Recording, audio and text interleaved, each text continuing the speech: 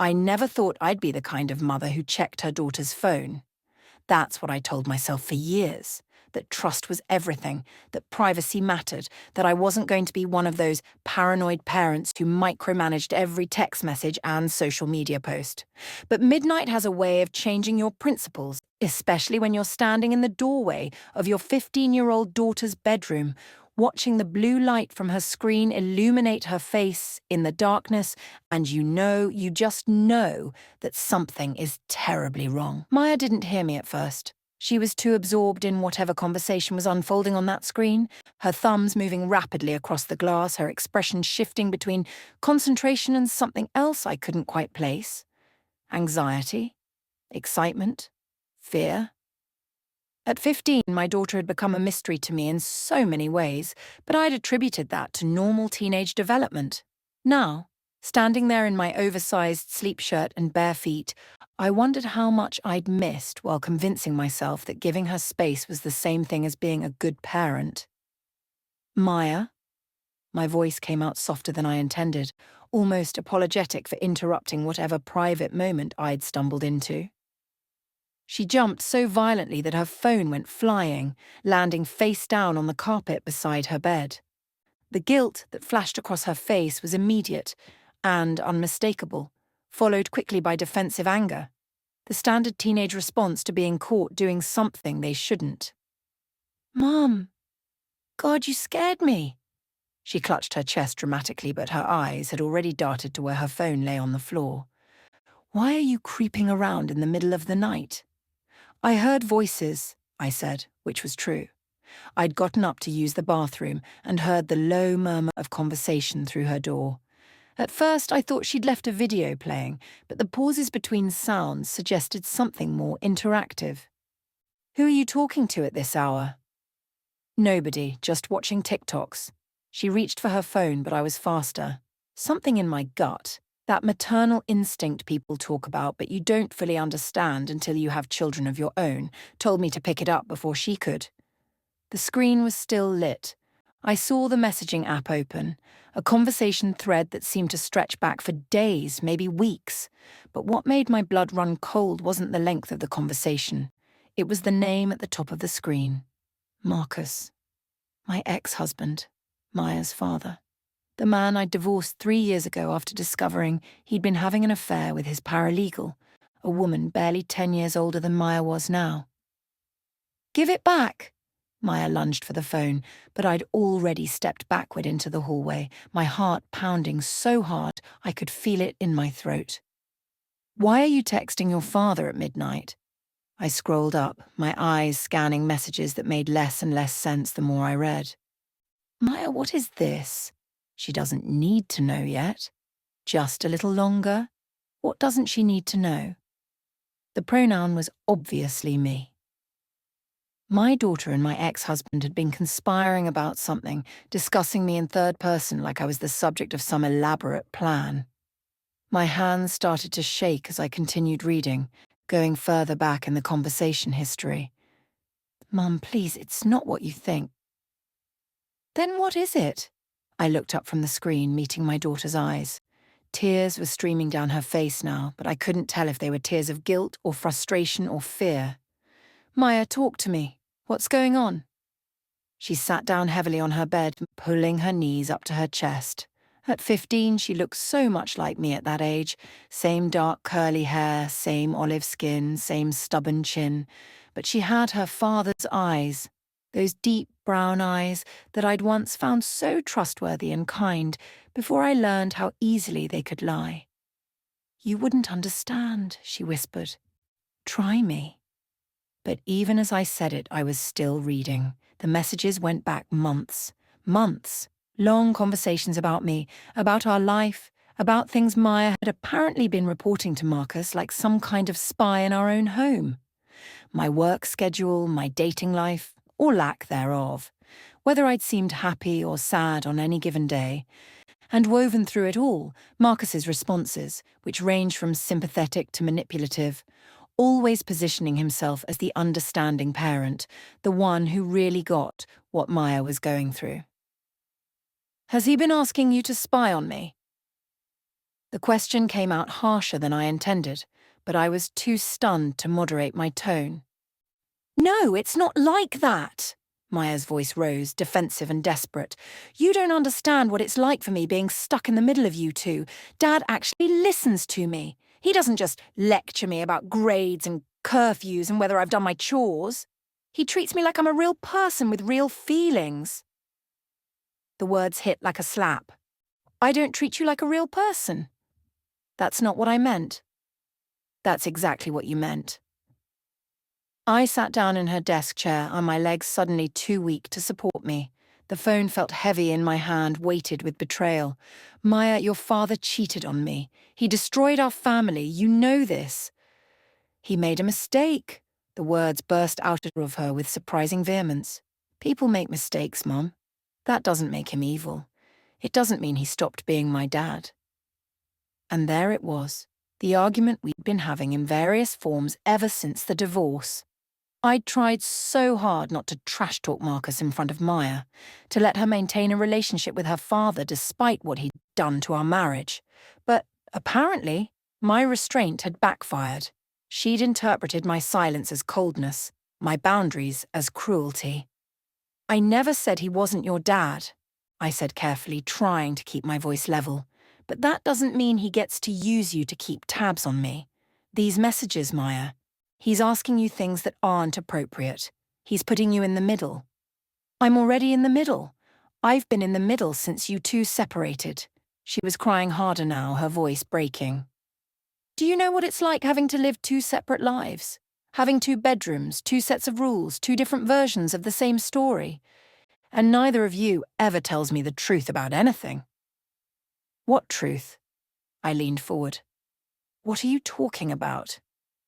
But Maya just shook her head, wrapping her arms tighter around herself. Forget it. Just give me my phone back and leave me alone. I'm not giving you your phone back until you tell me what's really going on. I stood up, holding the device close to my chest. And I'm calling your father tomorrow. This stops now. Mum, please. No. The firmness in my voice surprised even me. This isn't a negotiation, Maya. I'm your mother, and I'm telling you that this, I gestured with the phone, is not okay. Whatever you think you're doing, whatever he's convinced you is normal, it's not. And it ends now. I walked out of her room before she could respond, closing the door behind me with controlled gentleness, even though every instinct wanted to slam it. My hands were still shaking as I went downstairs to the kitchen, turning on lights as I went, chasing away the darkness that suddenly felt oppressive. The house was too quiet. It had been too quiet for 3 years now, ever since Marcus left. We'd bought this place together 10 years ago, a charming colonial in a good school district, with big plans for filling it with more children, with holiday gatherings, with the kind of stable family life neither of us had growing up. I'd grown up with a single mother who worked 2 jobs, never saw her own family, never had time for anything except survival. Marcus had grown up in foster care, bouncing between homes until he aged out of the system at 18. We'd bonded over our shared determination to create something different, something better. And we had for a while. Maya's childhood had been full of Saturday morning pancakes and family game nights and vacation road trips. We'd been happy, or at least I thought we'd been happy. Looking back now, I couldn't pinpoint exactly when things had started to crack, when Marcus had started pulling away, when the late nights at the office had become more frequent, when the distance between us had grown too wide to bridge. The affair had been the final blow, but it hadn't been the only problem. That's what I'd tried to explain to Maya, though clearly my message hadn't landed. The cheating was a symptom, not the disease. The disease was that Marcus had stopped being present in our marriage long before he'd ever touched another woman. He'd checked out emotionally, stopped communicating, stopped trying. And when I'd confronted him about it, when I'd begged him to go to counselling with me, he'd dismissed my concerns as nagging, as me being too demanding, as never being satisfied with what he provided. I'd filed for divorce not because of the affair itself, but because of what came after. The lying. The gaslighting, The way he'd tried to convince me that I was overreacting, that it had meant nothing, that I was throwing away our family over one mistake.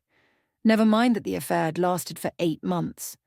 Never mind that he'd only confessed because I'd found the credit card receipts for a hotel room he'd rented every Thursday afternoon, a standing reservation that spoke to routine rather than impulse. I poured myself a glass of water with shaking hands and sat down at the kitchen table, pulling up the message thread on Maya's phone again, reading it more carefully this time, trying to understand the full scope of what had been happening right under my nose. The earliest messages were from 4 months ago. Marcus had initiated the conversation, reaching out to Maya one evening when he knew she'd be home with me. "Hey, sweetie. Just wanted to check in. How are things going? Everything okay with the school?" Innocent enough on the surface. But then his follow-up questions became more pointed. "How's your mum doing? Is she still working those long hours?" And then, more insidiously, "You can talk to me about anything, you know, even if it's something you think might upset your mom." I felt sick reading it. This was grooming behavior, not in the predatory sense, but in the manipulative sense. He was establishing himself as the safe parent, the confidant, the one Maya could trust with secrets. And she'd fallen for it completely. Her responses broke my heart. "Mom's been really stressed lately. She snaps at me over little things. Sometimes I feel like I can't do anything right." Reading my daughter's perception of me through these messages was devastating. Had I really been that harsh with her? Or had Marcus's sympathetic responses been shaping her interpretation of normal parental boundaries? "That sounds really hard, sweetheart. You deserve better than that. You know my door is always open if you need a break from the tension there." And there it was, the wedge. The subtle suggestion that home with me was tense and difficult, while home with him was peaceful and accepting. Never mind that Marcus only had Maya every other weekend and one dinner per week. It's easy to be the fun parent when you're not dealing with the day-to-day reality of raising a teenager. The homework battles, the negotiations over screen time, the conversations about responsibility and consequences. I scrolled further, finding more concerning patterns. Marcus asking about my work schedule. Maya reporting when I had late meetings or business trips. Him expressing concern. "Your mum is leaving you alone that much?"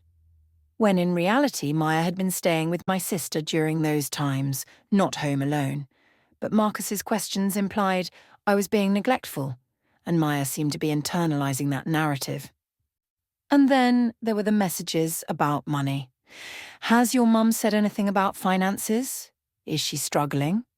This was particularly galling because Marcus was perpetually behind on child support, always claiming his business was going through a rough patch, always promising to catch up next month. I'd stopped fighting him on it because the legal battles were expensive and exhausting, and I made enough to support us comfortably. But the idea that he was turning around and implying I might be financially unstable made my blood boil. The most recent messages, the ones I'd interrupted tonight, were different in tone, more urgent. "I know this is hard, but you have to trust me. Everything I'm doing is for us, for our family." Our family. As if we were still a unit. As if the divorce had never happened. "Your mum isn't going to understand at first, but eventually she'll see that this is for the best." What was for the best? What was Marcus planning? I found myself staring at the most recent message sent just minutes before I'd walked in on Maya. "Same plan tomorrow. I'll pick you up from school like usual, just don't tell your mum I'm early. We need time to talk before she gets involved." Pick her up from school. Like usual. How long had this been going on? How many times had Marcus been inserting himself into Maya's daily routine without my knowledge? I checked the calendar on my phone. Tomorrow was Wednesday, my day to pick Maya up from school, not his. What was he planning? My first instinct was to call him immediately, to demand answers, to rage at him for this manipulation, but something stopped me. If I confronted Marcus now in the middle of the night, emotional and unprepared, I'd be playing into exactly the narrative he'd been building with Maya, the overwrought, unreasonable ex-wife who couldn't handle anything calmly. No, I needed to think strategically.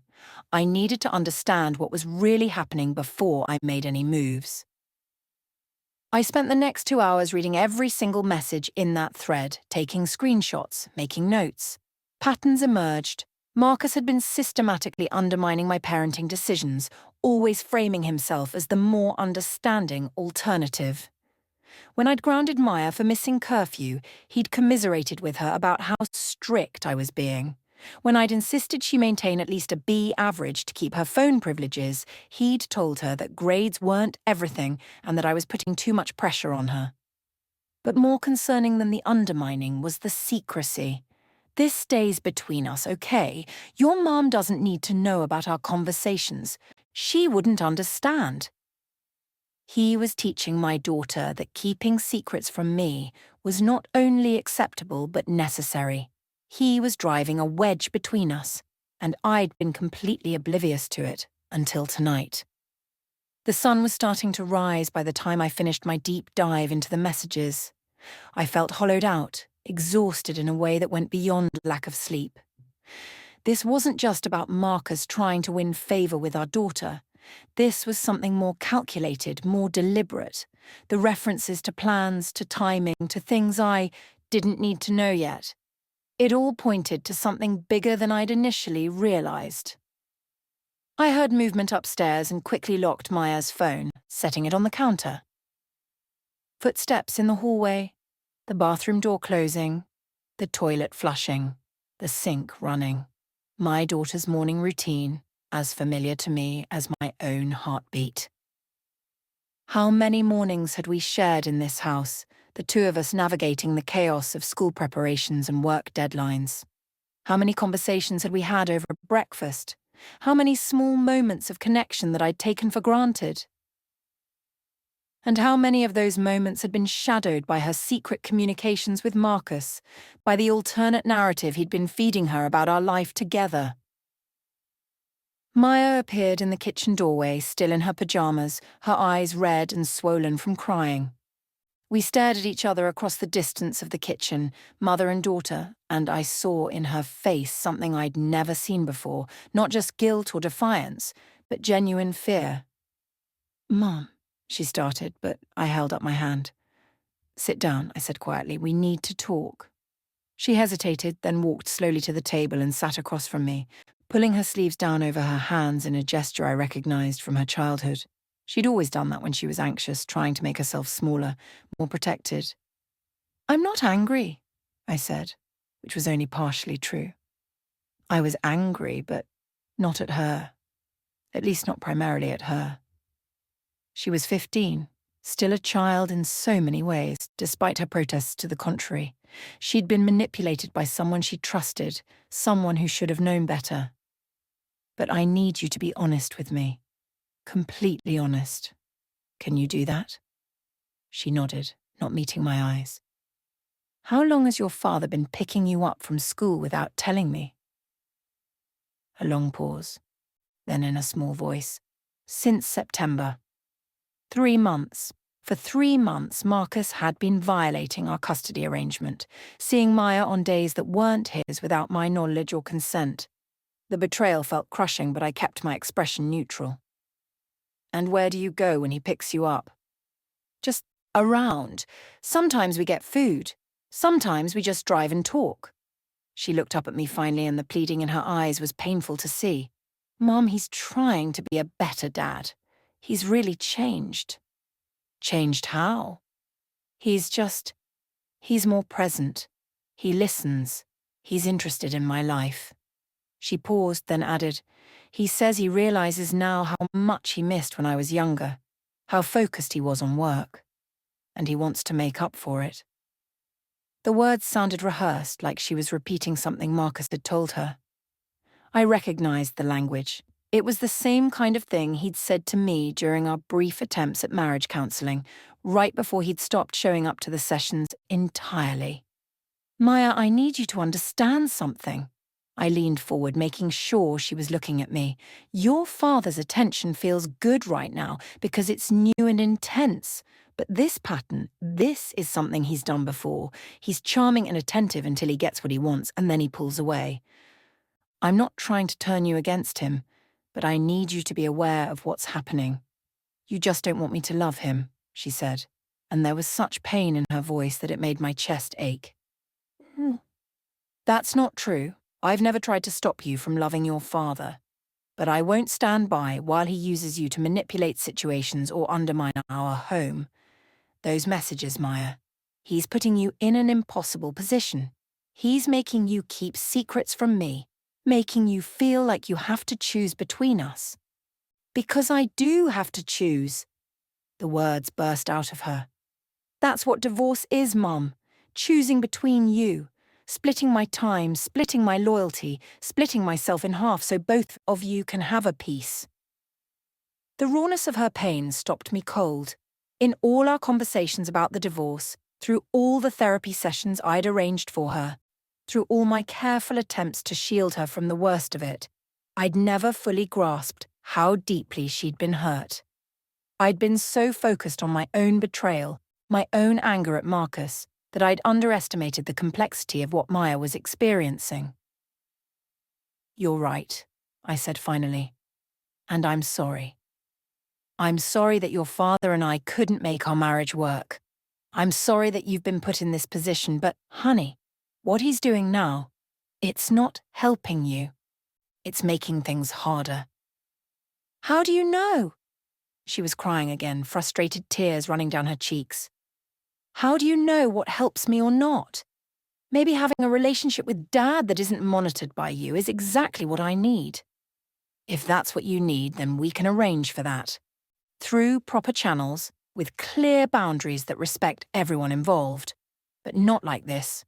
Not with secret meetings and hidden conversations, and you lying to me about where you are and who you're with. I never lied. Omission is lying, Maya. You know that. I pushed her phone across the table toward her. I want you to text your father right now. Tell him that I know about your conversations and that he needs to call me today. She stared at the phone like it might bite her. He's going to be so mad at me. He doesn't get to be mad at you. You didn't do anything wrong. He did. And if he tries to make you feel guilty about this, that's just more proof that what he's been doing isn't appropriate. Maya picked up the phone with trembling hands, unlocking it and opening the message thread. I watched her type slowly, then delete it, then type again. Finally, she showed me the screen. Mum found our messages. She wants you to call her today. I'm sorry. Don't apologize to him, I said gently. Send it without the apology. She deleted the last sentence and hit send. We both watched as the message showed delivered, then read, almost immediately.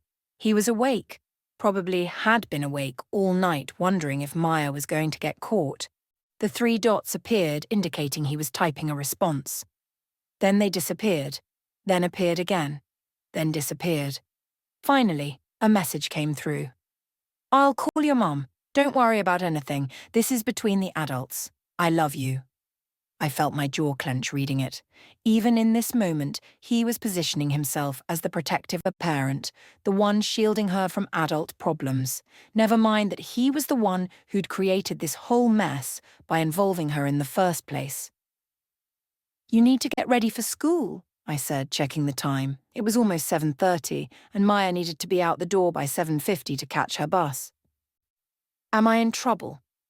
Her voice was small again, childlike.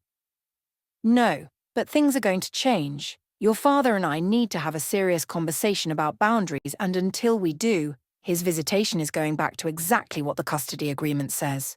No more surprise pickups, no more secret meetings. Mom, this isn't up for debate. I stood up, suddenly feeling every second of my sleepless night. I know you think I'm being unfair, but my job is to protect you, even when you don't think you need protecting. Now go get ready for school. She left the kitchen slowly, her shoulders slumped in defeat. I heard her climbing the stairs, her bedroom door closing, and then the sound of her moving around above me. I pressed my palms against the kitchen counter, trying to steady myself. My phone buzzed on the counter. Marcus's name appeared on the screen. Of course he wasn't going to wait, wasn't going to give me time to prepare for this conversation. I answered. We need to meet in person. Rebecca. His voice was smooth, reasonable, the voice I'd once found so comforting. Let's not blow this out of proportion. You've been secretly meeting with our daughter, encouraging her to hide things from me, and manipulating her into taking your side against me. That's not out of proportion. That's parental alienation. That's a serious accusation. The smoothness evaporated, replaced by something harder. I've been trying to maintain a relationship with my daughter. That's not a crime. It is when you're violating our custody agreement and undermining my parenting.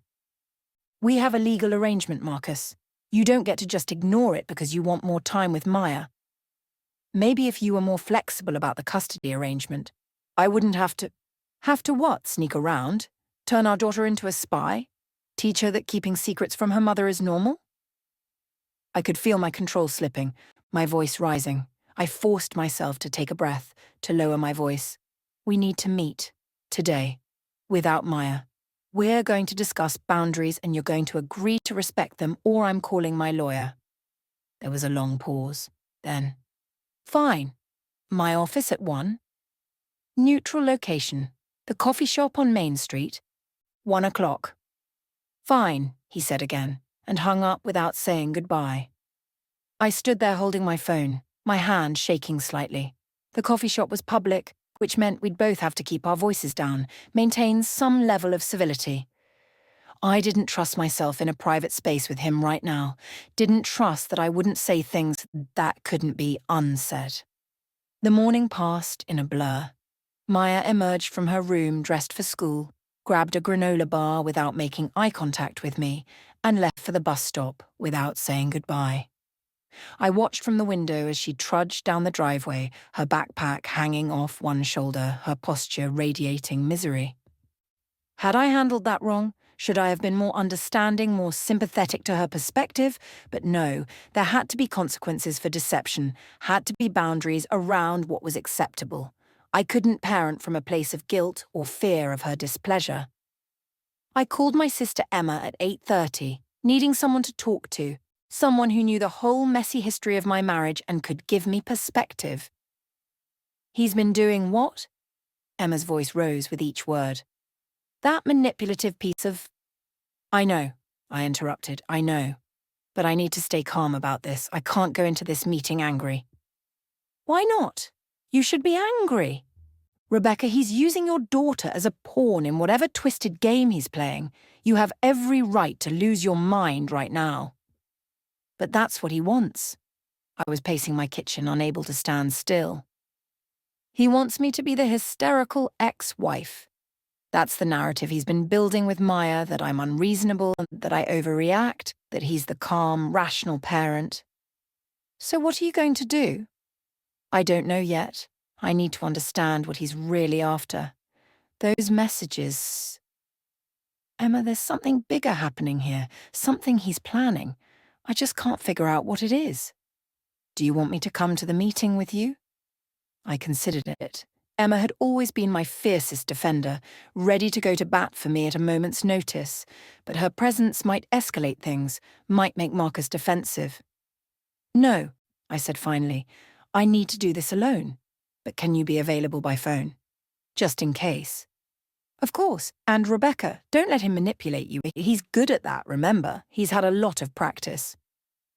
After we hung up, I tried to work, opening my laptop and attempting to focus on the project proposal I needed to finish by Friday.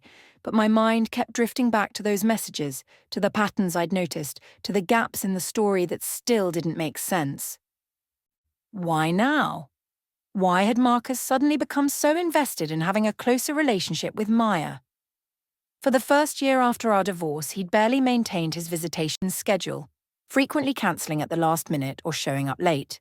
Maya had been hurt by his inconsistency, and I'd spent countless hours comforting her, helping her understand that his behaviour wasn't her fault. Then, about 6 months ago, things had shifted. He'd become more reliable, more present.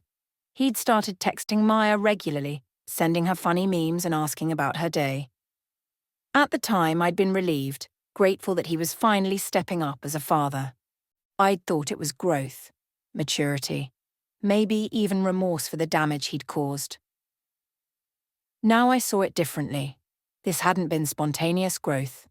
This had been strategy. He'd been building trust, establishing himself as the preferred parent, laying groundwork for something. But what? At 12:30, I got ready for the meeting, changing from my work-from-home leggings and sweatshirt into jeans and a sweater, applying minimal makeup, pulling my hair into a neat ponytail. I wanted to look put together, but not like I'd tried too hard. I grabbed my purse and Maya's phone. I wanted the evidence with me, wanted to be able to reference specific messages if needed. The coffee shop was a 10-minute drive from my house, a local place that had opened a year ago and quickly become a neighborhood favorite. I'd been here dozens of times, usually for weekend breakfasts with Maya or coffee meetings with clients. Walking in now for this purpose felt surreal. Marcus was already there, sitting at a corner table with the 2 coffee cups in front of him. He'd always been handsome in that clean-cut, professional way, dark hair starting to grey at the temples, strong jawline, the kind of smile that had charmed me completely when we first met. He was wearing a suit, probably came straight from his office, and he stood when he saw me, gesturing to the seat across from him. "I got you a vanilla latte," he said as I sat down. "Still your drink, right?" The presumption irritated me. How I take my coffee isn't really relevant to this conversation. I was trying to be nice, Rebecca. He sat back down, spreading his hands in a gesture of innocence. "I'm not your enemy here." "Then stop acting like one." I pulled out Maya's phone, setting it on the table between us. 4 months, Marcus. You've been secretly meeting with our daughter for 4 months, asking her to hide things from me, turning her against me. How is that not enemy behavior? I haven't turned her against you. Really? Because these messages suggest otherwise. I unlocked the phone and started reading. "Your mum doesn't need to know about our conversations. She wouldn't understand. You deserve better than how she treats you." Those are your words, Marcus. You're actively undermining my relationship with our daughter. His expression shifted, the friendly facade cracking slightly. Maya was struggling. She reached out to me because she felt like she couldn't talk to you. What was I supposed to do, turn her away? You were supposed to encourage her to talk to me. You were supposed to support our co-parenting relationship, not sabotage it. I leaned forward. And you definitely weren't supposed to start picking her up from school on days that aren't yours without telling me. That's not just inappropriate, Marcus. It's a violation of our custody agreement. I could take you back to court for that alone. Is that a threat? It's a statement of fact. I held his gaze, refusing to look away first. What's your end game here? What are you trying to accomplish? I'm trying to be a father to my daughter, he said, and there was heat in his voice now. I'm trying to repair the damage that our divorce did to her, trying to give her the stability and support she needs. By teaching her to lie to me, by making her keep secrets. That's not stability, Marcus. That's manipulation. Maybe if you were more reasonable. Don't. I cut him off sharply. Don't try to flip this around and make it my fault. You're the one who cheated. You're the one who destroyed our family. You're the one who's now trying to use our daughter as a way to maintain control over my life. I'm not trying to control your life. I'm trying to be there for Maya in ways I wasn't before. He ran his hand through his hair, a gesture I recognized from our marriage, his tell when he was stressed. Look, I know I screwed up. I know I hurt you both. But I'm trying to do better now. Why can't you see that? Because your idea of doing better involves deception and boundary violations. I picked up Maya's phone again. There are messages in here, Marcus, where you reference plans, where you talk about timing, where you say things like, she doesn't need to know yet. What plans? What don't I need to know? He was quiet for a long moment, his jaw working like he was deciding how much to say. Finally, I'm planning to petition for more custody time. The words landed like a punch. What? I want Maya half the time, equal custody, alternating weeks instead of just weekends. He leaned forward, his voice taking on that reasonable tone that had always made me feel like I was being irrational when I disagreed with him. It's not fair to her, this current arrangement. She should have equal time with both parents. And you thought the best way to achieve that was to manipulate our daughter into wanting to live with you more? I could feel my face flushing with anger. To undermine my parenting so you could what, use her testimony in court? Show that she prefers being with you? I'm not manipulating anyone. Yes, you are. Several people turned to look at us and I lowered my voice with effort. You're using her, Marcus. Can't you see that? You're making her feel like she has to choose between us, like being loyal to you means keeping secrets from me. That's not parenting, that's manipulation. I disagree. He crossed his arms, defensive now. I think I'm finally giving her what she needs. A father who's present and engaged. And if she's expressed that she wants more time with me, that's her genuine feeling, not something I've manufactured. She's 15 years old. She doesn't have the capacity to understand how you're influencing her perceptions. I wanted to throw the coffee cup at him, wanted to scream, wanted to do something to make him understand the damage he was causing. Do you remember what your therapist said during our counseling sessions? About how children of divorce need consistency and stability. How they need parents who can communicate and co-parent effectively. We tried that. It didn't work. It didn't work because you stopped trying. You stopped showing up to therapy, stopped responding to my emails about Maya, stopped following through on your commitments, and now you want to petition for more custody when you can barely maintain the schedule you already have. That's not fair, he said, and now there was a genuine anger in his voice.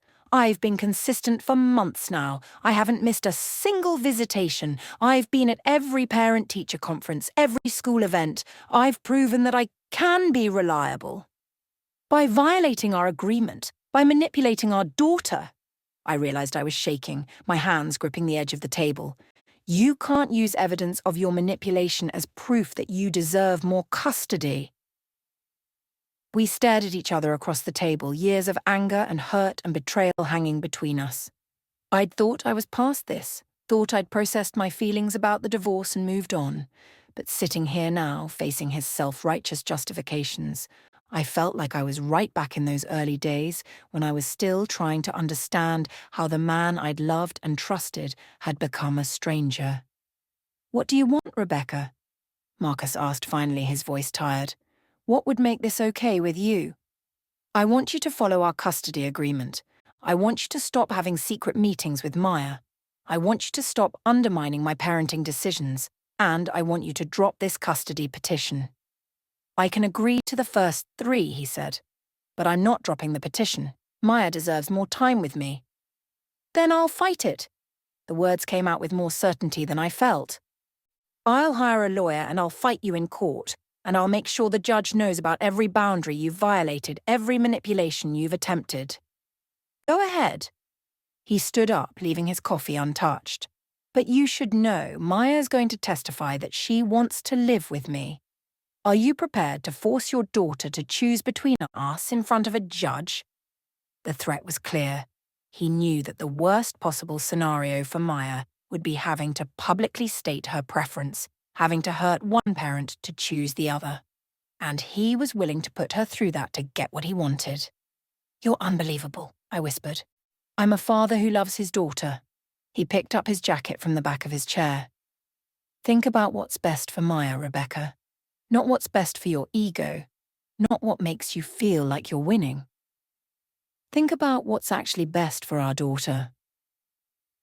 He left before I could respond, walking out of the coffee shop with confident strides, leaving me sitting alone at the table with 2 untouched lattes and a phone full of evidence that might not be enough to protect my daughter from the choice he was forcing her to make.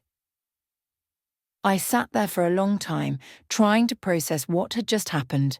Marcus was going to court for more custody, and he'd spent months preparing Maya to testify against me.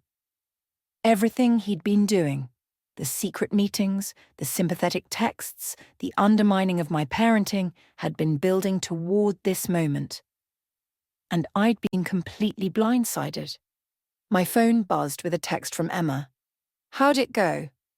I typed back, "Call you from the car. It's bad." I gathered my things and left, avoiding eye contact with anyone who might have witnessed our confrontation. Outside, the autumn air was crisp, the kind of perfect October day that I would normally have appreciated. But now all I could think about was the battle ahead, about lawyers and court dates, and my daughter being forced to choose between her parents in the most public, painful way possible. When I got home, I found Maya sitting on the front steps, her backpack beside her. School didn't let out for another hour. She should still have been in class. "What are you doing home?" I asked, alarm bells going off in my head. She looked up at me, and her face was streaked with tears. "I couldn't stay. Everyone was looking at me weird, and I needed to leave." I sat down beside her on the steps, close but not touching. "What happened?" "Dad texted me during lunch. He told me about the custody thing." She wiped her eyes with her sleeve. "Mom, I didn't know he was planning that. I swear I didn't know." "Okay," I said carefully, "I believe you." "But he said—" She trailed off, crying harder. "What did he say, honey?" "He said that I might have to tell a judge which parent I want to live with. That I might have to choose." She turned to look at me, her face devastated. "Mom, I can't do that. I can't choose between you. Why is he making me do this?"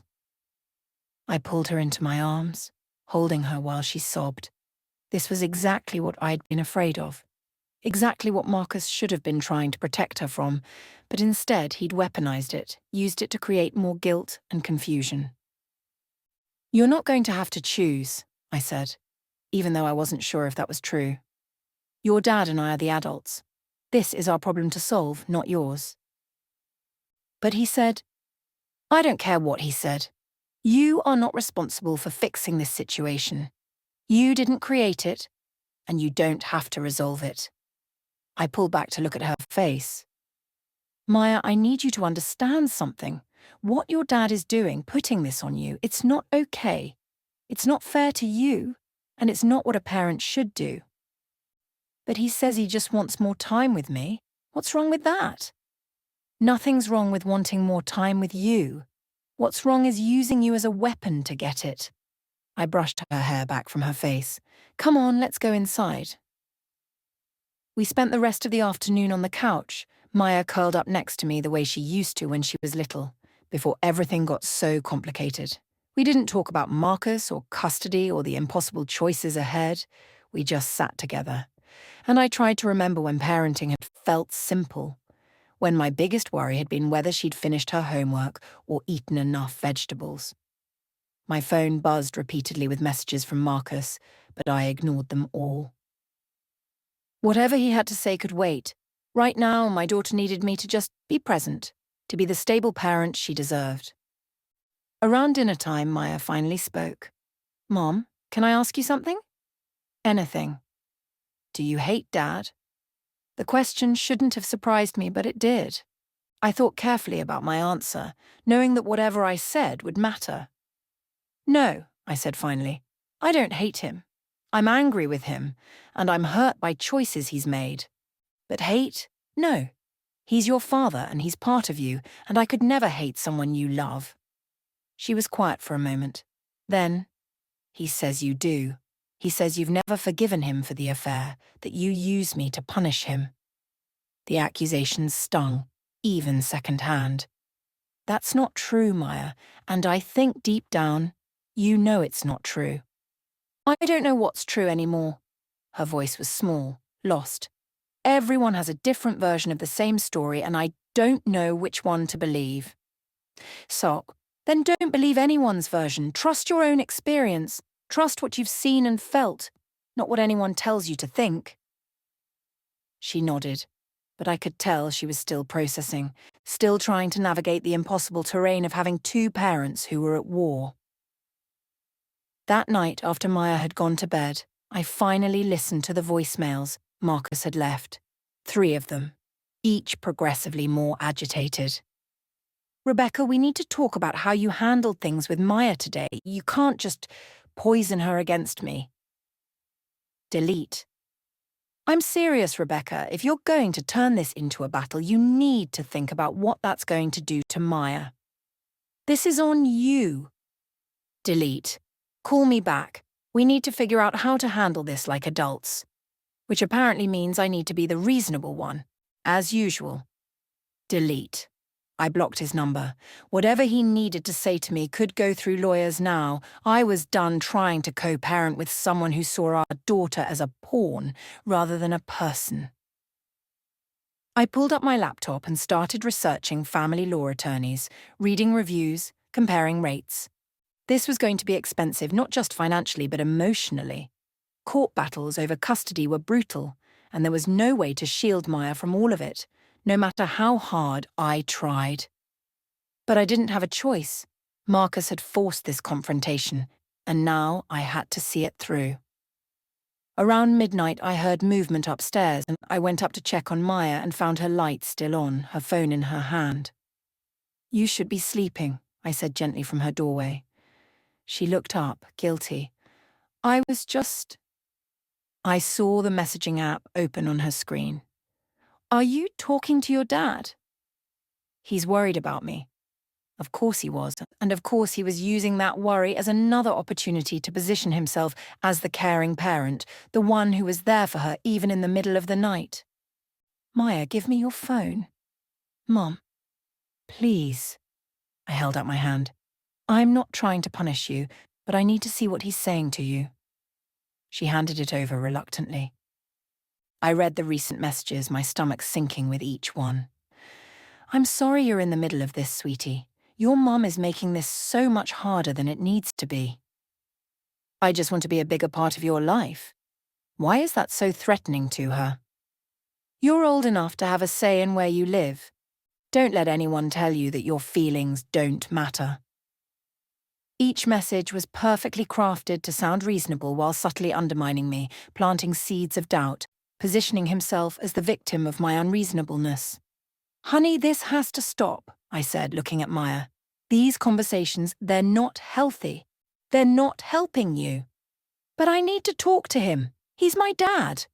You can talk to him during his scheduled visitation times. You can call him on his designated phone nights. But these constant messages, especially this late at night, especially with everything that's happening, they need to stop. You can't control who I talk to. Actually, I can. I'm your parent, and I'm responsible for your well-being. And right now, these conversations are causing you stress and confusion. I saw her about to protest and held up my hand. I'm not doing this to be cruel, Maya. I'm doing this because I love you, and I can see how torn up you are about all of this. I'm torn up because you won't just let Dad be part of my life. He is part of your life. But there have to be boundaries. There have to be rules. That's what co-parenting means. And when one parent doesn't respect those boundaries, when one parent encourages a child to keep secrets and manipulate situations, then yes, things have to change. We stared at each other, and I saw in her eyes something that broke my heart. The moment when your child stops seeing you as infallible, when they start questioning whether you really know what's best. I hate this, she whispered. I know, I hate it too. I sat down on the edge of her bed. But we're going to get through it, okay? You and me, we're going to figure this out. How? I wished I had a better answer. I wished I could promise her that everything would be okay, that the adults would handle it, that she wouldn't have to feel this pain. But I'd learned the hard way that empty promises did more damage than honest uncertainty. I don't know yet, I admitted. But I promise you that everything I do, every decision I make, it's with your best interests at heart, even when it doesn't feel that way. She nodded but didn't look convinced. I kissed her forehead and turned off her light, leaving her door open a crack the way she still liked, even at 15. Back in my own room, I lay in bed staring at the ceiling, trying to quiet my racing thoughts. Tomorrow I would call lawyers, would start building a case, would prepare for the battle Marcus had declared. But tonight I just needed to process the reality that my ex-husband was willing to put our daughter through hell to get what he wanted. And somewhere in the back of my mind, a question kept nagging. Was this really about custody? Or was there something else, some other agenda I hadn't figured out yet? Because Marcus never did anything without multiple angles, multiple potential payoffs. Whatever he was really after, I was going to find out. And I was going to protect my daughter from it, no matter what it cost me. The law office of Patricia Chen was located in a refurbished Victorian house on the edge of downtown, the kind of place that managed to feel both professional and welcoming. I'd chosen her based on Emma's recommendation. Emma's friend had used Patricia during her own custody battle and had raved about her no-nonsense approach and thorough preparation. What I hadn't expected was how young she'd look, barely 40, with short black hair and glasses that gave her a scholarly appearance. "So," Patricia said, settling into the chair across from me in her book-lined office, "tell me everything. Start from the beginning, not just the phone messages, but the whole history. I need context." It was Friday morning, 3 days since my confrontation with Marcus at the coffee shop. 3 days of Maya's increasing hostility, of Marcus's ignored calls and messages, of my growing anxiety about what was coming. I'd taken the morning off work for this consultation, leaving Maya at school despite her protests that she was too stressed to focus on classes. I took a deep breath and started talking. The whole story poured out. Meeting Marcus in my mid-20s when I was working as a junior marketing coordinator and he was starting his financial consulting business, the whirlwind romance, the wedding, Maya's birth, the slow erosion of our marriage, the discovery of the affair, the divorce. Then the more recent history, his sporadic involvement in Maya's life during the first year post-divorce, followed by his sudden increased presence 6 months ago, culminating in the discovery of their secret communication. Patricia took notes in a legal pad, occasionally interrupting with clarifying questions. Her expression remained neutral throughout, giving nothing away about what she was thinking. "And he's formally filed for a modification of custody?" she asked when I'd finished. "Not yet, but he says he's going to. He wants 50-50 custody, alternating weeks." "And what's your current arrangement?" "Every other weekend with him, Friday evening through Sunday evening, plus 1 dinner per week on Wednesdays." I pulled out the custody agreement we'd signed 3 years ago. We had joint legal custody, but I have primary physical custody. Patricia studied the document, flipping through pages. "This is fairly standard for divorces involving younger children. How has his compliance been with the current schedule?" "For the first year, terrible. He cancelled constantly, showed up late, sometimes didn't show up at all. Maya was devastated repeatedly. Then about 6 months ago, he suddenly became much more reliable. Now I understand why. He was building a case that he'd changed, that he deserved more time." "The messages you showed me over email," Patricia said, pulling up her laptop. "Those are concerning from a co-parenting perspective. He's clearly engaging in what we call parental alienation behaviors. Undermining your authority, encouraging secrecy, positioning himself as the good parent versus your bad parent. However," my stomach sank at that word. However, family court judges are generally reluctant to deny a parent custody based on poor communication between the ex-spouses. They're going to focus on what's best for the child. And if Maya testifies that she wants more time with her father, that's going to carry significant weight, especially at her age. She's 15, she's being manipulated. I understand that, and you understand that, but proving manipulation in court is extremely difficult. Judges see teenagers who want more time with one parent or the other all of the time. Unless we can demonstrate actual harm to Maya from increased time with her father, the judge is likely to view this as a healthy desire to have a relationship with both parents. I felt panic rising in my chest. So what am I supposed to do? Just let him win? Let him waltz in and take my daughter half the time after spending months turning her against me. No, Patricia said firmly. We're going to build a case, but you need to understand what we're up against. The current trend in family law is toward equal shared custody unless there's a compelling reason otherwise. Your ex-husband having an affair during your marriage isn't going to be enough. His initial inconsistency with visitation helps, but his recent reliability works against us there. What about the secret meetings? The fact that he was picking her up from school without my knowledge or consent? That's a violation of your custody agreement, yes. But he'll argue that Maya wanted to see him and he was just trying to accommodate her needs. The judge might view it as a sign that the current arrangement isn't working for your daughter. I felt tears prickling behind my eyes and blinked them back furiously. So basically, everything he did to manipulate this situation is going to work in his favor. Not necessarily. Here's what we're going to do. Patricia leaned forward, her expression becoming more animated. First, we're going to document everything. Every violation of the custody agreement, every concerning message, every instance of him putting Maya in the middle. Second, we're going to request that Maya see a family therapist, someone court-appointed, neutral, who can evaluate what's really in her best interests versus what she's been coached to say she wants. Maya's going to hate that. She already thinks I'm trying to control her relationship with her father. I know it's hard, but it's necessary. A good family therapist will be able to see through manipulation and coaching. They'll be able to assess whether Maya's stated preferences are genuinely her own or whether she's been unduly influenced. Patricia made more notes. Third, we're going to prepare our own petition to modify the custody arrangement, but in the opposite direction. I blinked. What?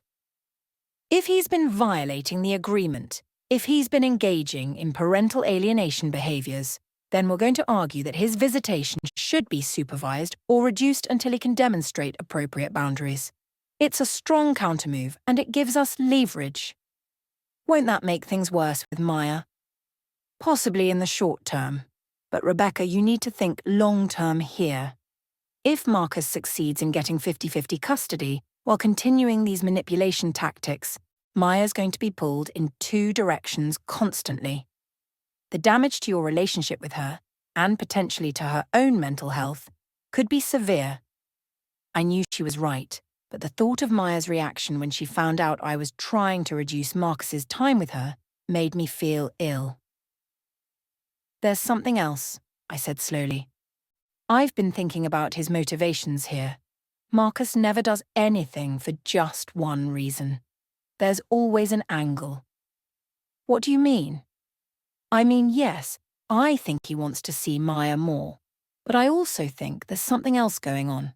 The timing, the intensity of his sudden interest, the way he's been so strategic about building evidence. It feels like there's more to this than just a father wanting time with his daughter. Patricia studied me. Do you have any theories? Money, maybe?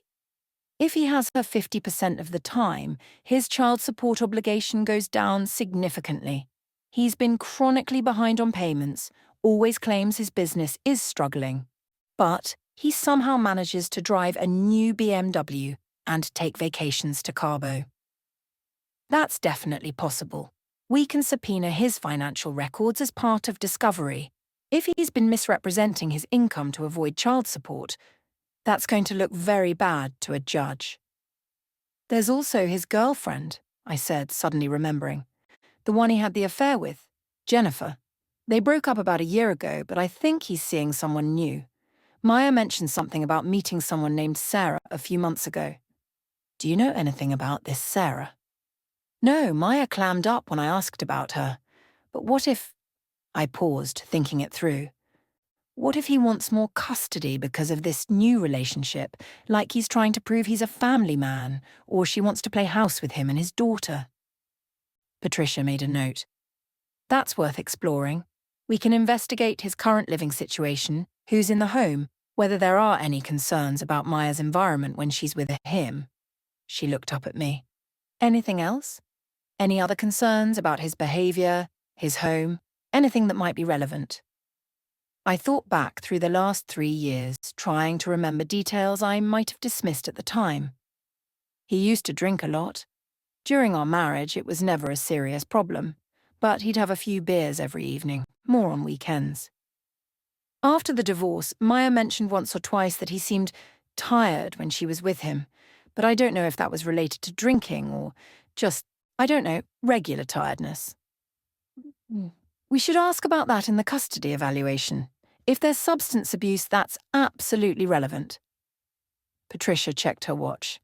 Okay, here's what's going to happen next. I'm going to file a response to his petition once he actually files it, and include our own counter-petition for modified visitation.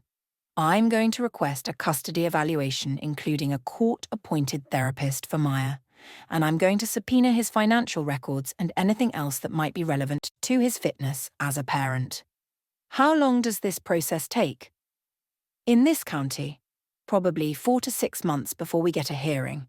Could be longer if the court is backed up. 6 months. Half a year of Maya being caught in the middle of legal battles, of mounting attorney fees. How much is this going to cost? Patricia named a retainer fee that made my chest tighten. It was manageable. I'd have to dip into savings, but I could do it. But the total cost if this dragged on could be devastating. I know it's not cheap, Patricia said, clearly reading my expression. But you're fighting for your relationship with your daughter. That's worth the investment. I nodded, pulling out my checkbook. As I wrote out the retainer, I tried not to think about the irony that the financial stability I'd worked so hard to achieve post-divorce was now going to be depleted, fighting the man who'd destroyed our family in the first place. When I left Patricia's office an hour later, armed with a folder full of documents to sign and instructions for gathering evidence, I felt simultaneously more prepared and more overwhelmed. This was really happening. Marcus and I were going to battle over our daughter in family court, and there was no way to predict how it would end. My phone buzzed as I got into my car. Emma. How did it go? I filled her in on the meeting while navigating traffic back toward home. Emma listened without interrupting, which I appreciated. I needed to get it all out without commentary. So Patricia thinks you have a case? Emma asked when I'd finished. She thinks we can fight it. Whether we'll win is another question. I stopped at a red light, rubbing my tired eyes. Emma, what if I lose? What if the judge decides Maya should be with Marcus half the time, and I have to watch him continue to manipulate her and poison her against me? Then you keep being the stable, consistent parent you've always been, and you trust that eventually Maya will see through his act. Emma paused. Look, I know this is scary, but you're not fighting to keep Maya away from her father. You're fighting to protect her from being used as a pawn. There's a difference, and any good judge will see that. I hoped she was right. When I got home, I found an unexpected car in my driveway, Marcus's BMW. My pulse spiked immediately. He was supposed to be at work. What was he doing here? I parked on the street and approached the house cautiously, pulling out my phone in case I needed to call. Who? The police? That seemed extreme. But Marcus showing up at my home unannounced, when he knew I'd be at work, felt like a violation. He was sitting on my front steps, the same spot where I'd found Maya crying the other day. When he saw me, he stood up, his expression unreadable. Adichisi, what are you doing here? I asked, keeping my distance. We need to talk. You blocked my number. I blocked your number because I have nothing to say to you that can't go through lawyers, which is why you shouldn't be here. Rebecca, come on. This is getting out of hand. He took a step toward me, and I instinctively stepped back. Something flickered across his face. Hurt? Annoyance? I'm not going to attack you. Jesus! What do you want, Marcus? I want to stop this before it gets ugly. I want to figure out a solution that works for everyone, especially for Maya. She's falling apart over this. You know that, right? She called me crying this morning, saying you're refusing to let her talk to me, that you're trying to cut me out of her life completely. That's not true, and you know it. I'm enforcing the custody agreement that we both signed, the one you've been violating for months. Because the agreement doesn't work. Maya needs more than a couple of dinners and every other weekend. She's a teenager. She needs her father present in her life, not just checking in twice a week like some kind of distant uncle. Then you should have thought about that before you cheated on me and broke up our family, I snapped. You don't get to destroy everything and then complain that the consequences aren't convenient for you. I've apologized for that. How many times do I have to say I'm sorry? How long are you going to punish me for one mistake? 8 months, Marcus. Your affair lasted 8 months. That's not one mistake. That's a choice you made repeatedly. He ran his hand through his hair again, that stress gesture I knew so well. Fine, okay, I screwed up. But Maya is the one paying for it now. She's the one suffering because you can't let go of your anger. I'm not angry. Yes, you are. You're so angry that you can't see straight. You can't see that all I'm trying to do is be a good father. You've turned this into some kind of war, and Maya is caught in the crossfire. I didn't start this war. You did, when you began manipulating our daughter and violating our agreement. I pulled out my phone. And if you don't leave my property right now, I'm calling the police. His expression darkened. You wouldn't. Try me. We stared at each other for a long moment. Then he shook his head, laughing bitterly. You know what? Go ahead. Call the police. Let them see what an unreasonable person you are. That'll look great in court. He was baiting me, trying to provoke a reaction he could use as evidence of my instability. I forced myself to stay calm, to not engage. Leave, Marcus. Now. He walked to his car slowly, deliberately taking his time like a teenager defying a parent. Before getting in, he turned back to me.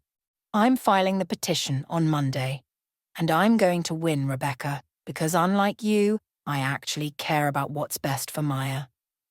He drove off before I could respond, leaving me standing in my driveway with shaking hands and a pounding heart. I went inside and immediately called Patricia, leaving a voicemail about the encounter. Then I called Emma. He just showed up at your house. Emma's voice was shrill with outrage. What the hell is wrong with him? I don't know, but I need you to do something for me. I was pacing my kitchen, too agitated to sit still. I need you to help me install security cameras. Front door, back door, driveway. If he's going to keep showing up unannounced, I need evidence. I'll be there in an hour. Do you want me to stay with you for a while? No, I need to pick Maya up from school soon. But help me with the cameras, please. While I waited for Emma, I pulled out my laptop and started documenting everything from the encounter with Marcus. The time, what he said, how he dismissed my request for him to leave. Patricia had emphasized the importance of documentation, and I was going to make sure I had a record of every interaction from now on. My phone rang. The school. Miss Reeves? This is Principal Morrison. I'm calling because Maya left school during lunch and hasn't returned. We've been unable to reach her on her cell phone, and we wanted to check if she was with you. My blood ran cold. No, she's not with me. When did she leave? About an hour ago. One of the teachers saw her getting into a car in the parking lot, but they couldn't identify the vehicle. I knew immediately. Was it a dark blue BMW? A pause. I'm not certain about the make and model, but yes, it was a blue sedan. Marcus.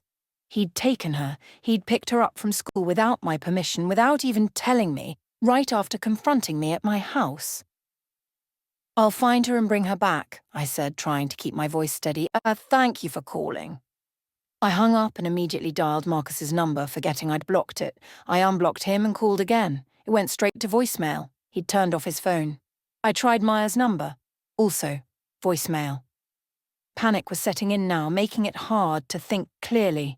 Where would he have taken her? His apartment. Somewhere public so I couldn't make a scene. I called Emma back. Marcus took Maya out of school. I don't know where they are, and neither of them are answering their phones. Oh my God, Rebecca, you need to call the police.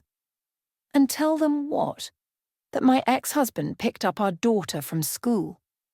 That's not kidnapping. He's her father. It's a violation of your custody agreement. I know, but the police aren't going to treat it like an emergency. They're going to tell me it's a civil matter. I grabbed my purse and keys. I'm going to his apartment. If they're not there, I'll figure out next steps. I'm coming with you. No, come to my house and install those cameras. I'll call you when I know what's happening. I drove to Marcus's apartment complex across town, a newer development with a gated entrance that I'd only been to once before, when Maya had forgotten something there and I'd had to retrieve it. I didn't have the gate code, so I waited until another car was entering and slipped in behind them. Marcus's apartment was on the second floor. I took the stairs 2 at a time and pounded on his door. No answer. I pulled out my phone and called him again. Still voicemail. I pressed my ear to the door, listening for any sound of movement inside. Nothing. Excuse me, can I help you? I turned to find an older woman standing in the doorway of the apartment next door, looking at me with concern. I'm looking for Marcus Reeves. Have you seen him today? Are you his ex-wife? She asked it without judgment, just curiosity. Yes. Have you seen him? He left about 20 minutes ago with a teenage girl. I assumed she was your daughter. They got in his car and drove off. 20 minutes? I just missed them. Did you hear where they might be going? No, sorry, but... She hesitated. Look, I don't want to get involved in anything, but I heard raised voices from his apartment earlier this week. A woman yelling. I don't know if it was you or someone else, but it sounded pretty heated. A woman? Not me. I hadn't been to his apartment in months. What did you hear? Just arguing. Something about money, I think. And a name. Sarah? I'm not sure. Like I said, I don't want to get involved. Sarah. The name Maya had mentioned, Marcus's possible new girlfriend. What did money have to do with anything? Thank you, I said, already turning to leave. I tried calling both of their phones repeatedly as I drove aimlessly, not knowing where to look. After the 4th attempt, Maya finally answered. Mum, stop calling. Where are you? You left school without permission and your father picked you up during my custody time. Maya, that's not okay. I needed to get out of there. Everyone was staring at me, whispering. They know about the custody thing somehow. Someone must have heard their parents talking about it. I couldn't handle it. My heart broke a little at the pain in her voice. Okay, I understand that was hard, but you should have called me. We could have figured something out together. I did call you. You didn't answer. You were probably at that lawyer's office planning how to keep me away from Dad. That's not what I was doing. Yes, it is. Dad told me everything. He told me you're trying to get supervised visitation, that you're going to claim he's unfit, that you're going to do whatever it takes to keep him away from me. I felt fury rise up so intense it made my vision blur. He'd told her. He'd revealed legal strategy to our 15-year-old daughter, putting the burden of that knowledge on her shoulders. Maya, where are you right now? I'm with Dad. We're just driving around, talking. He's helping me feel better. I need you to come home. You have school tomorrow, and you can't just leave in the middle of the day whenever things get hard. Why not? You get to do whatever you want. You get to hire lawyers and make plans without telling me. You get to control everything about my life. That's not fair. Nothing about this is fair. She was crying now. I could hear it in her voice. I just want my family back. I just want my parents to stop fighting and act like adults. Why is that so much to ask? Put your father onto the phone. No. Maya. No, Mum. I'm not going to be your messenger. If you want to talk to him, you'll have to call him yourself. She hung up. I immediately called Marcus, and this time he answered. You need to bring her home, now. She doesn't want to come home. She's upset, and she needs her father right now. She needs to be in school, and you need to stop using her as a weapon in whatever game you're playing. I'm not playing games. I'm being a parent to a daughter who's falling apart because her mother cares more about winning than about what's actually best for her. If you don't bring her home within the hour, I'm calling the police and reporting a custodial interference. Go ahead. Explain to them why you think a father taking his daughter for a drive when she's having a crisis is a crime. I'm sure that'll work out great for you. Marcus, I'm serious. So am I. Maya is with me, she's safe, and she's where she wants to be. I'll bring her home tonight, but on my timeline, not yours. And Rebecca, his voice dropped lower, every time you try to control this situation, every time you threaten me or make demands, you're just proving that I'm right. Maya deserves better than this. He hung up. I sat in my car in a random parking lot, gripping my phone so hard my knuckles turned white. He was right about one thing. Calling the police would make me look exactly like the unreasonable, controlling ex-wife he was painting me as. But not calling them felt like letting him get away with violating boundaries yet again. I called Patricia's office, hoping she was still there. Her assistant answered and put me through. He took her out of school, I said without preamble, picked her up during my custody time, and now he's refusing to bring her home immediately. Is Maya in danger? No, not physically, but emotionally. Then my advice is to let it go for now. Document it, absolutely, but don't escalate.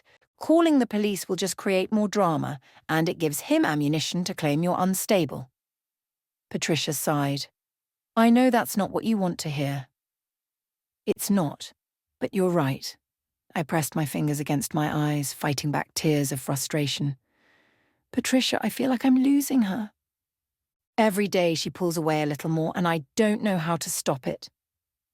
You stop it by being consistent, by being the parent who maintains boundaries and follows through and doesn't play games. It's not flashy, it's not fun, but it's what she needs, even if she doesn't know it yet. After we hung up, I sat in the car for a long time, trying to calm down enough to drive home safely. The sun was starting to set, casting long shadows across the parking lot. Somewhere in this city, Marcus and Maya were together, and he was probably, right now, reinforcing the narrative that I was the problem, that everything would be better if she could just be with him more. When I finally got home, Emma was there, installing the last of the security cameras. Front door, back door, driveway, and one overlooking the backyard, she said, showing me the app on my phone that would let me monitor all of them. If Marcus shows up again, you'll have video evidence. Thank you, I hugged her, holding on maybe a little too long. Have you heard from Maya? She's with Marcus. He says he'll bring her home tonight. I filled Emma in on the whole horrible afternoon. He's absolutely going to use this in court, Emma said grimly. He's going to claim that Maya ran to him because she was so desperate to get away from you. I know, and the worst part is I don't know how to counter that narrative without making things worse. I sank onto the couch, suddenly exhausted. Emma, what if I really am the problem? What if I am being too controlling, too rigid? What if Maya really would be happier with more time with Marcus? Stop. Stop right there. Emma sat beside me, gripping my shoulders. You are not the problem. You're a mother trying to protect her daughter from manipulation.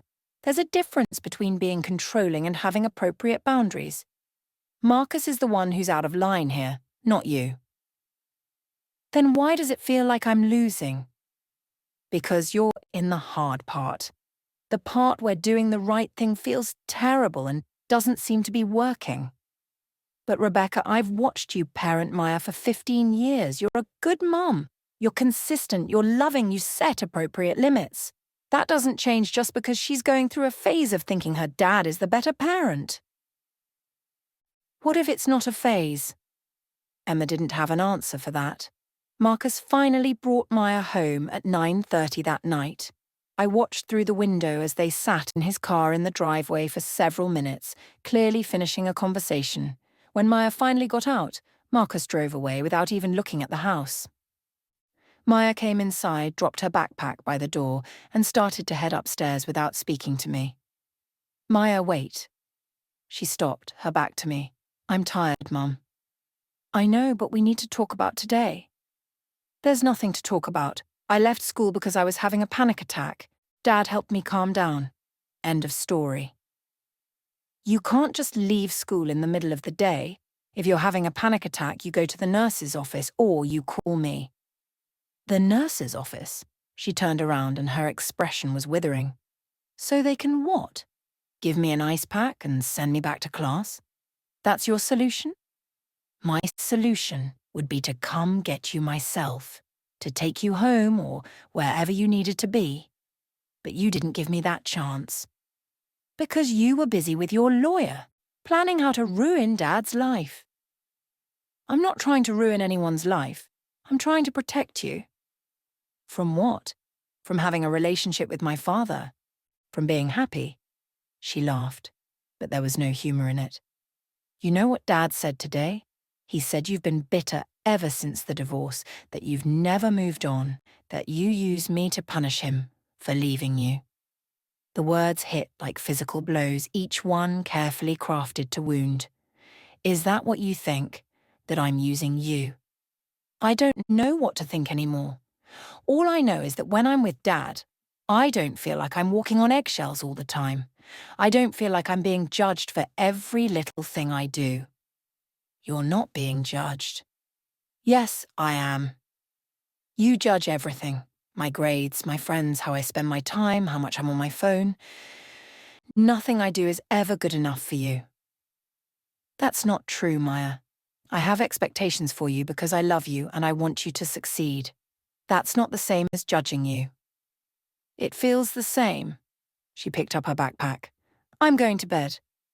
You're grounded for leaving school without permission and for going with your father during my custody time. She stared at me. You're grounding me for spending time with my dad? I'm grounding you for violating school rules and disrespecting our custody agreement. Those are consequences for your choices. This is exactly what I'm talking about. Dad would never— Dad doesn't have to be the primary parent, I interrupted, my patience finally snapping. Dad gets to be fun and understanding and flexible because he only has you part-time. I'm the one dealing with the day-to-day reality of raising a teenager, and yes, that means I have to enforce rules and consequences. That's my job. Well, maybe you shouldn't be the primary parent anymore, she yelled it, her face flushed with anger. Maybe the court should give me to Dad, and you can be the part-time parent for a change. She ran upstairs before I could respond, and I heard her bedroom door slam hard enough to rattle the pictures on the wall. I stood alone in my kitchen, my daughter's words echoing in my head. Maybe the court should give me to Dad. Was that what she really wanted? Was that Marcus's voice coming out of her mouth? I poured myself a glass of wine, something I rarely did on weeknights, but tonight I needed it. I sat at the kitchen table and opened my laptop, pulling up the security camera footage from today. There was Marcus, sitting on my front steps. There was our confrontation in the driveway, evidence just like Patricia had said to collect. But evidence of what? That my ex-husband and I couldn't communicate civilly? That my daughter was caught between us? That our family was broken in ways I didn't know how to fix? My phone buzzed with an email notification. Patricia, responding to my voicemail about Marcus showing up at my house? Rebecca, this is concerning behavior, and definitely worth documenting. However, I want to be clear about something. Family court isn't about proving who's the better parent or who's more at fault. It's about what arrangement serves the child's best interests. Marcus's manipulation is a factor, but so is Maya's stated preference. We need to prepare for the possibility that the judge may grant him more time, even if it's not what you want. I think we should schedule a meeting early next week to discuss strategy. Let me know your availability. I closed my laptop, unable to think about strategy or court dates or any of it. All I could think about was Maya upstairs, probably texting Marcus right now, telling him what a terrible mother I was, seeking comfort from the very person who was orchestrating this whole nightmare. The wine wasn't helping. If anything, it was making everything feel worse, more hopeless, and I poured the rest down the sink and went upstairs to bed, pausing outside Maya's closed door. I could hear her talking, not on the phone, but maybe a video call. Her voice was muffled through the door, but the tone was clear. She was crying.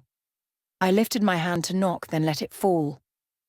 What could I possibly say right now that would make things better? Every word I spoke seemed to push her further away. In my own room, I lay in the dark and tried to remember when I'd last felt like I understood my daughter. When had the disconnect started? Had it been gradual? Or was there a specific moment I'd missed? A turning point where Maya had stopped seeing me as someone she could trust?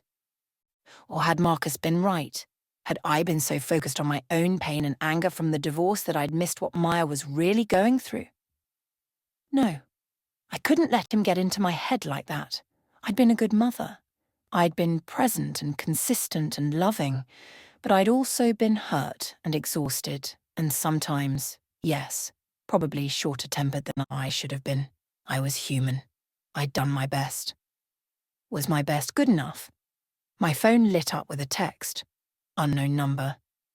Hi, Rebecca. This is Sarah Chen. I'm a friend of Marcus's. I think we should talk. Are you available tomorrow? It's important. Sarah, Marcus's girlfriend or whoever she was.